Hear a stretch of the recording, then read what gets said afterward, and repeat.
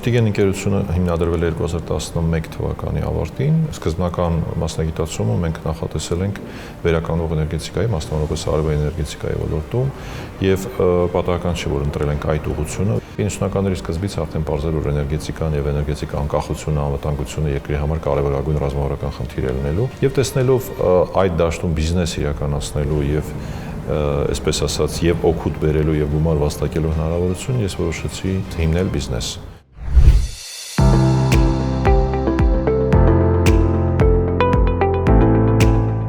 Ես ըստ էության սկսել եմ իմ բնակարանից եւ իմ հետ եղել են 1-2 հոգի։ Այսօր ընկերությունների խումբ ենք մենք մի քանի ուղղությամբ։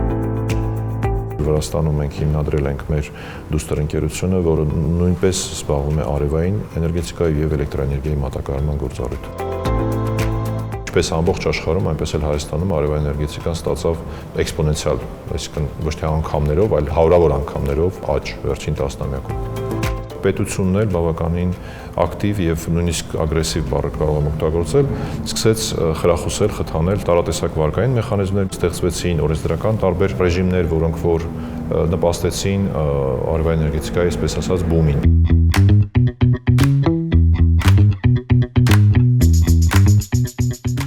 Մեր հետագա հեռանկարները մենք դիտարկում ենք թե ասիական տարածաշրջան, թե եվրոպական եւ միգուցե թե աֆրիկյան։ Որակական այլ տեսակի խնդիրներ մեր համար մենք սահմանել ենք հողմային էներգետիկայի ոլորտի մեջ